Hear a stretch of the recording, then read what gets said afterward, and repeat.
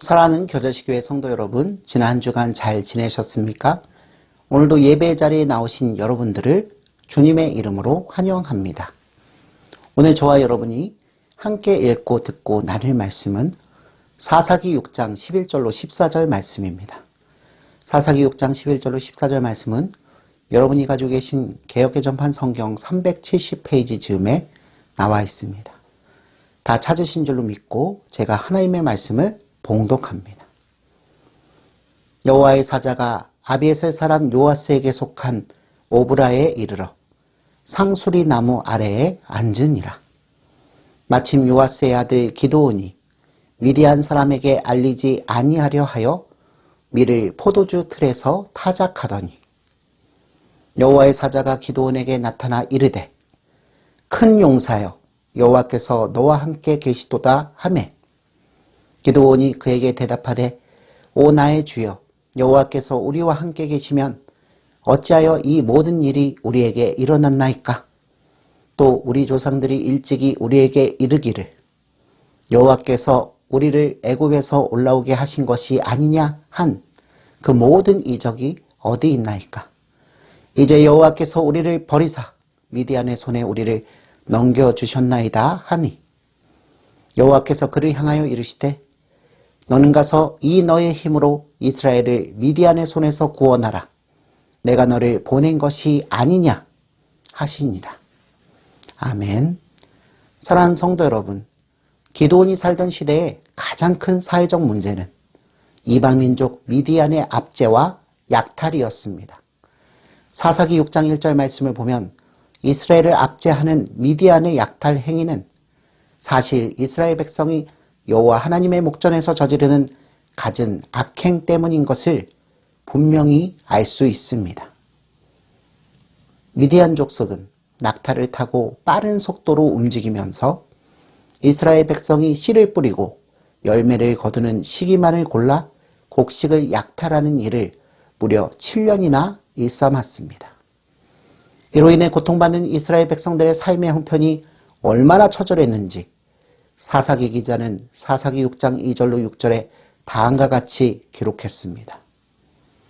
미디안의 손이 이스라엘을 이긴지라 이스라엘 자손이 미디안으로 말미암아 산에서 웅덩이와 굴과 산성을 자기들을 위하여 만들었으며 이스라엘이 파종할 때면 미디안과 아말렉과 동방 사람들이 치러 올라와서 진을 치고 가사에 이르도록 토지 소산을 멸하여 이스라엘 가운데 먹을 것을 남겨두지 아니하며 양이나 소나 나귀도 남기지 아니하니 이는 그들이 그들의 짐승과 장막을 가지고 올라와 메뚜기 떼같이 많이 들어오니 그 사람과 낙타가 무수함이라. 그들이 그 땅에 들어와 멸하려 하니 이스라엘이 미디안으로 말미암아 궁핍함이 심한지라. 이에 이스라엘 자손이 여호와께 부르짖었더라. 아멘. 성도 여러분, 이러한 시대에 여호와의 사자가 기드온을 만나기 위하여 오브리에 있는 상수리 나무 아래로 임재하십니다. 그런데 여기에서 우리는 여호와의 사자가 어떤 존재인지를 정확히 알고 갈 필요가 있습니다. 본문 14절과 16절의 앞부분을 보면 여호와께서 그를 향하여 또는 여호와께서 그에게 대답하시되라고 기록되어 있는 것을 찾아볼 수 있습니다. 결국 기드온을 찾아온 여호와의 사자는 다름 아니라 인간의 몸을 입고 오신 여호와 하나님 당신이심을 우리는 확실히 알 수 있습니다.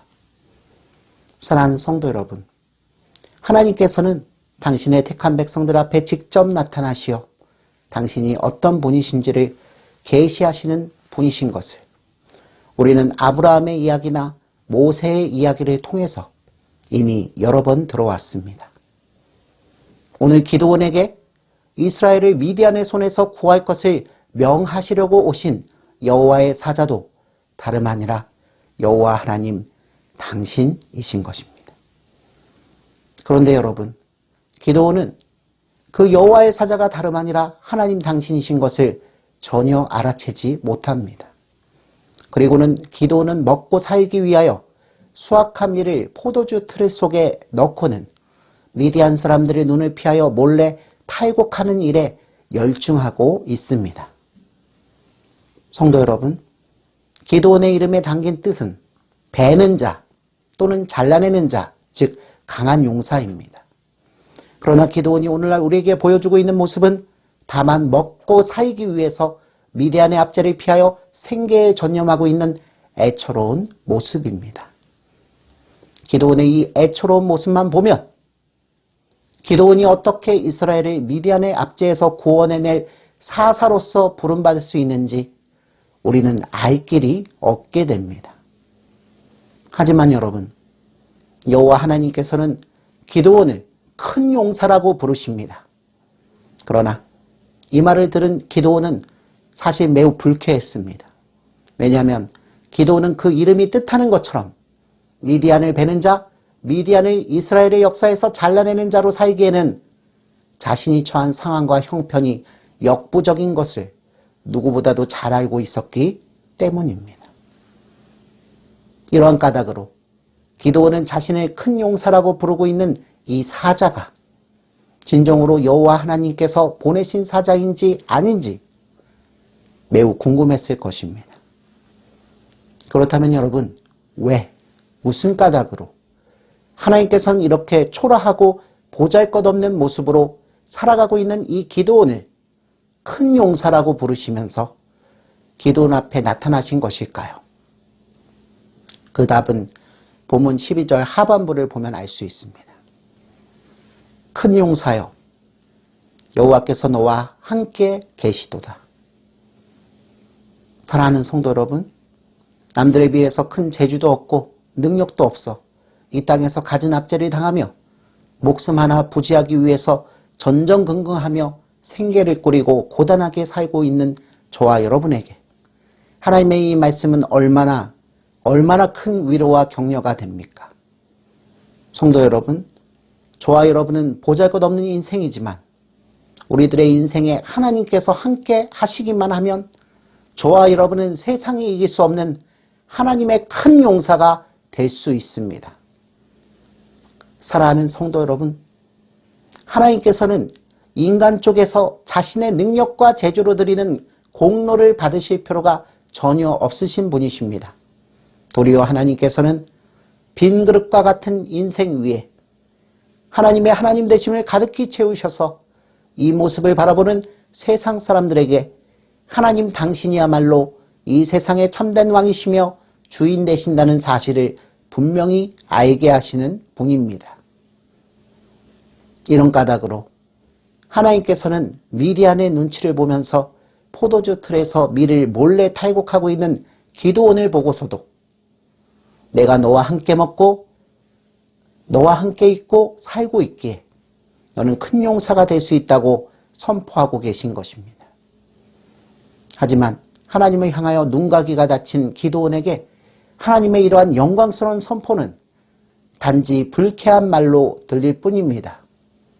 그래서 기드온은 이 말을 듣고 미디안의 압제 속에서 자신을 포함한 이스라엘 백성을 구하시지 않는 하나님을 향해서 가진 원망과 불만을 토해냅니다. 여호와 하나님께서 우리와 함께 계시다면 왜 7년 동안이나 우리가 미디안의 압제에서 벗어나지 못합니까? 또 하나님 당신은 우리들의 조상을 저 이집트의 압제에서 구해내시어 이 가나안 땅에서 살게 하신 분이신데 도대체 지금 이 시대에는 어째서 그러한 당신의 이적을 어디에서도 찾아볼 수 없습니까? 하나님은 안 계십니다. 만약 하나님께서 이스라엘 백성과 함께 계시다면 왜 우리를 미디안의 손바닥에 넘겨주신 것입니까?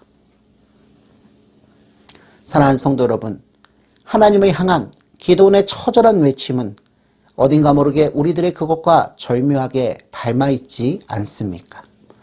하나님께서 살아계시다면, 또 하나님께서 나와 함께 계시다면 내 인생에서 왜 이러한 일들이 계속해서 일어나는 것일까?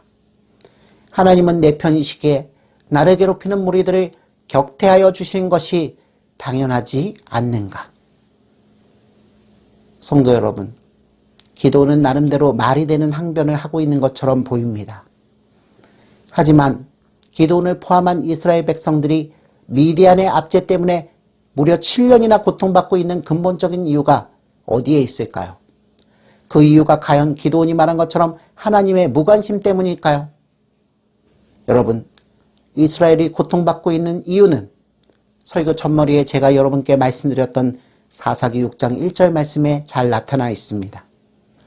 제가 읽어보겠습니다.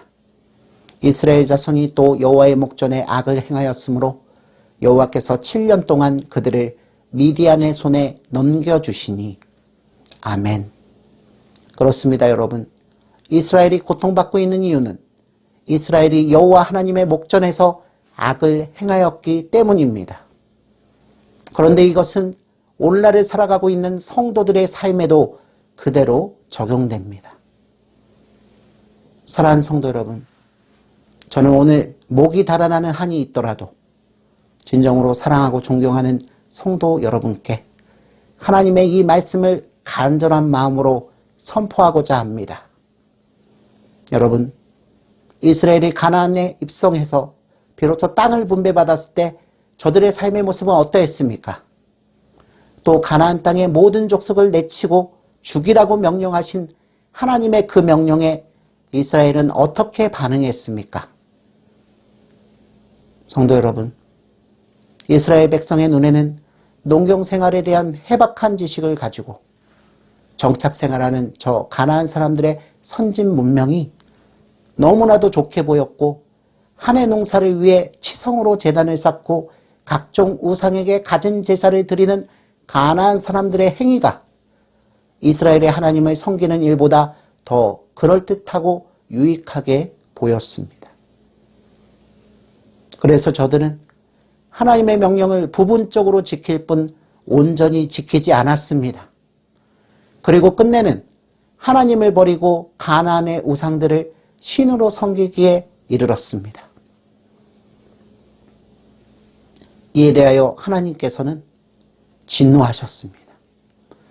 당신께서 지명하시고 택하시어 가나안에서 사는 복을 베풀어 주신 하나님의 백성이 하나님을 외면하고 세상과 짝이 되어 살아가고 있는 모습은 하나님을 진노케 했습니다. 결국 진노하신 하나님께서는 이스라엘 백성들을 향하여 다음과 같이 선포하셨습니다. 사사기 2장 20절로 22절 말씀입니다. 여호와께서 이스라엘에게 진노하여 이르시되 이 백성이 내가 그들의 조상들에게 명령한 언약을 어기고 나의 목소리를 순종하지 아니하였은즉 나도 여호수아가 죽을 때에 남겨둔 이방 민족들을 다시는 그들 앞에서 하나도 쫓아내지 아니하리니 이는 이스라엘이 그들의 조상들이 지킨 것 같이 나 여호와의 도를 지켜 행하나 아니하나 그들을 시험하려 함이라 하시니라. 여호와께서 그 이방 민족들을 머물러 두사 그들을 속히 쫓아내지 아니하셨으며 여호수아의 손에 넘겨주지 아니하셨더라. 아멘. 성도 여러분, 하나님께서는 당신이 택한 백성인 성도와 언약을 맺으신 분이십니다. 언약의 내용은 아주 분명합니다. 나는 너의 하나님이 될 것이고 너는 내 백성이 될 것이니 너희는 나만 섬겨야 한다. 바로 이것입니다. 하지만 이스라엘은 하나님과 맺은 언약을 너무나도 가볍게 생각했습니다. 그리고 출애굽을 경험한 세대가 죽고 그 자식 세대가 되자 하나님과의 약속을 잊고 오히려 가나안의 더러운 우상을 하나님으로 삼고 살아가기에 이르렀습니다. 사랑하는 성도 여러분, 여호와 하나님께서는 당신이 택하신 백성을 천국의 삶으로 이끄시기 위하여 오직 당신만을 바라보실 것을 명령하고 계십니다. 우리의 삶에 있어서 꼭 필요한 것, 즉 먹을 것, 입을 것, 돈과 명예와 사람으로부터 받는 인정 등등, 이 모든 것은 그 자체로는 죄성이 없습니다. 하지만 하나님과 언약을 맺은 성도가 하나님보다 이것을 제일로 여기는 삶을 살기 시작한다면 하나님께서는 당신의 백성을 버리시고 포기하실 수 없으시기에 성도에게 징계를 내리신다는 것을 여기 이 자리에 모인 저와 여러분은 명심하고 또 명심해야 할 것입니다. 오늘 하루도 죄와 비참이 가득한 세상 가운데서 성도를 큰 용사라 부르시면서 세상 끝날까지 내가 너와 함께하리라고 약속하여 주시는 성삼위일체 하나님을 기뻐하고 찬송하는 저와 여러분의 삶이 되시기를 주님의 이름으로 축원합니다. 아멘.